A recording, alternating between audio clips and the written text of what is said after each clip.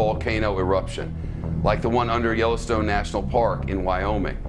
The European Science Foundation has released a 70-page report called Extreme Geohazards: Reducing the Disaster Risk and Increasing Resilience.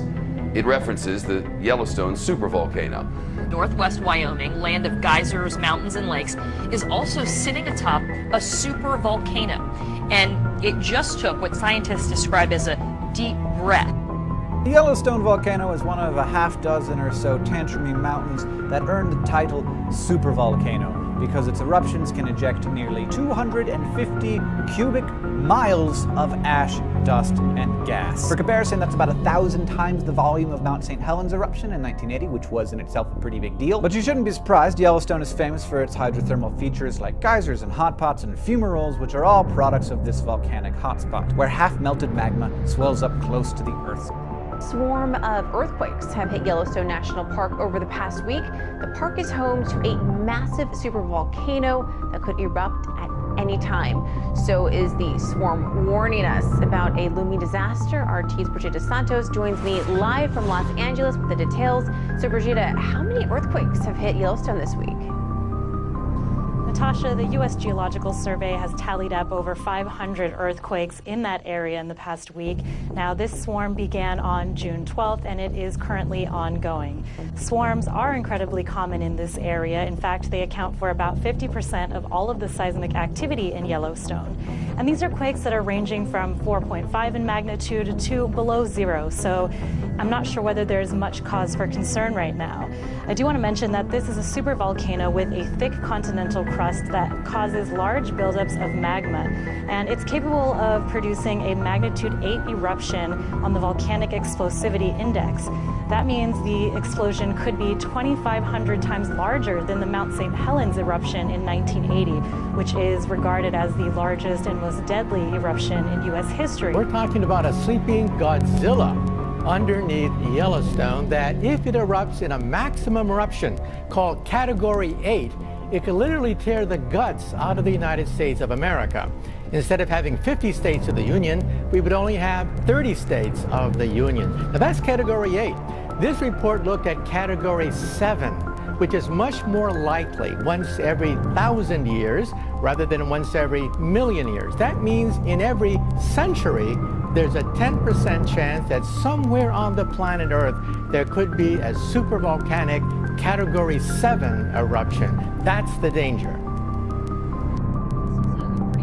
Prospect. I want to just show people what we're talking about here when we talk about this super volcano, and we have a little thing to show you, a map with some of the details. So that's where it is. It's beneath Yellowstone. It's been there, as we know. I guess this has erupted 3 times in 2.1 million years. But what they're worried about is the fact that they say that the ground has started to swell in levels that they have not seen before, 10 inches in some places in the past year. What does that tell us? It tells us that there is activity in this supervolcano, which erupts roughly every 600 million years. But that's what's making us very nervous, because the cycle time corresponds to the present-day era. So every single burp, murmur of this gigantic potential supervolcano, including the rise of the sea level, has to be watched very carefully. And visitors of Yellowstone National Park have been advised to keep off the roads. That's because the heat from a supervolcano beneath the Earth's surface is melting away the asphalt. Park officials have closed the 3-mile-long roadway known as Firehole Lake Drive and have asked visitors to park on the sides of the road. Park officials warned that stepping on the seemingly solid asphalt could create an illusion, and you could quickly find yourself stepping into hot water. Water buffalo stampede away from the sea. So maybe it's not surprising that this video was shot about 2 weeks before an earthquake measuring 4.7 rattled Yellowstone this past Sunday. There are several major curves, or threat curves I call them, to the people of Earth. Geophysical changes, geological changes, astronomical changes, political changes, threat of war. All these factors are playing heavily upon people's minds today. The earthquake thing, I used to be able to predict them fairly accurately, between 70 and 90% on a given week, using data from the U.S. Naval facility at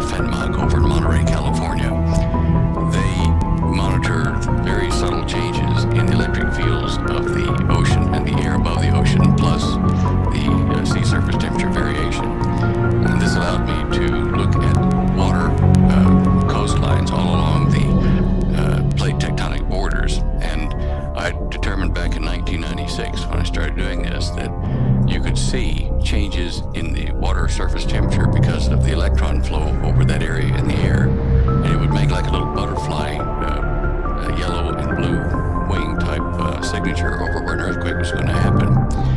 And I perfected that technique over the years until 2005, when the Finmont facility, the Navy, put up a new constellation of satellites and new programs on a new Cray computer. And they did not allow me to then access the files I had before to generate these reports. Strange enough, I was accurate enough that the Association of Island States, or island countries, if you wish, asked me to explain how to use it so that they could use it to predict tsunamis.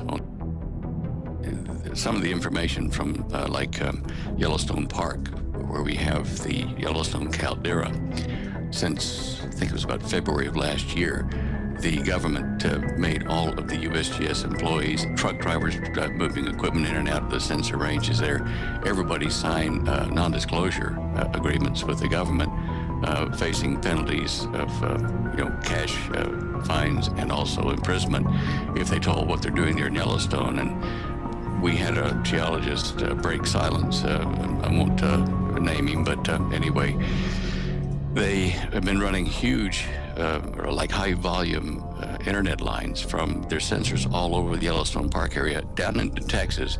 I think they may be now switching it over to the NSA facility in Utah. One of those catastrophic supervolcanic eruptions may be, several 100,000 years between times, but what they're doing now is they're measuring the increased appearance of helium, an isotope of helium gas, which was buried way down deep underneath the Yellowstone.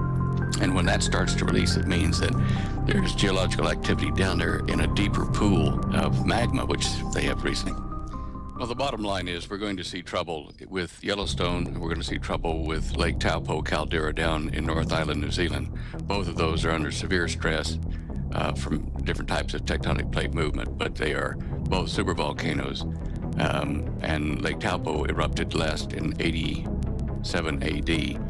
It sent up so much ash from the southern hemisphere that the Chinese astronomers at that time recorded 3 days of darkness after the eruption down there.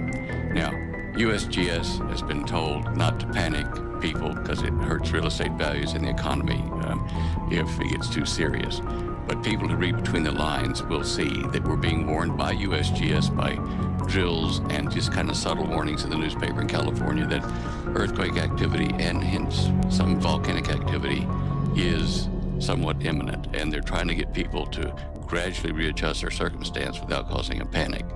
Mind you, with all the illegals in California, I guess, if that fell into the sea, it wouldn't be a great loss, but still, you got to give them a chance. The new plasma pool they found deep down has opened up a vent to the northwest, heading toward Mount St. Helens direction. This one is a very deep vent because when the Fukushima earthquake occurred, on that day I was watching the seismic helicopters at Yellowstone, and one of them in the northwest corner picked up and rang like a bell before the normal shock wave could have even reached the United States. And that means to me that there is a direct hydrodynamic connection in the magma between Yellowstone and the western side of the North Pacific. This is what they're watching because it will be a prelude to New Madrid. It'll be a prelude to a number of other volcanoes and breaking up of the west coast. So the Yellowstone caldera is kind of a new kind of instrument in addition to being a threat. I wanted to jump in here real quick tonight and share an email that I received from a guy that I knew a long time ago, a very trusted individual that has in certain ways risked his life for me and same as I did for him. But he sent me a very disturbing email today, and you can see right here it was 8:06 p.m. exactly like 17 minutes ago. It took me a minute to get everything set up. I am not disclosing this individual's name on the email. It's just not going to happen. But let me read the email for you. It says, "Hello, Tom. Just wanted to take a minute to give you a heads up. I know you have been well prepared for a long time, my friend. Just so you know, it would not be a good idea to stray too far from your bunker for a while," because he knows I have a bunker set up and supplies and everything. Anyway, briefly, he says, "I will tell you that the USGS is suppressing the earthquake activity at Yellowstone caldera from the general public. Washington is aware of this because they are the ones giving direction about this blackout. This is the reason for all the preparations made in FEMA Region 3. This is the reason they moved those nukes out of Texas in a big hurry. I heard something about that before. Okay, this is the reason, he says, for the schools preparing 3-day kits for all the students and the FEMA coffins shipped to Hawaii and the East Coast. They thought it was all going to go with the passing of Comet Ison, and that's why they were preparing at breakneck speed on the East Coast. They are expecting millions of refugees after the eruption. They are saying the New Madrid is also waking up, and all of this is due to an increase in solar activity affecting all the fault lines in the world. You know me, friend, and I got to tell you, I'm scared to death for myself and my family, because I overheard a man say the other day that the big one is on the way. He leaves it with, got to go for now, friend. I hope you can survive this. He says, I know you can survive this, Tom, because as long as I have known you, you have always had a strong will to survive. I hope to join you and your family soon. Please save us a spot. And he knows that I will always have a spot for him. But this is definitely pretty disturbing, and I guess it's all coming through the State Department, USGS.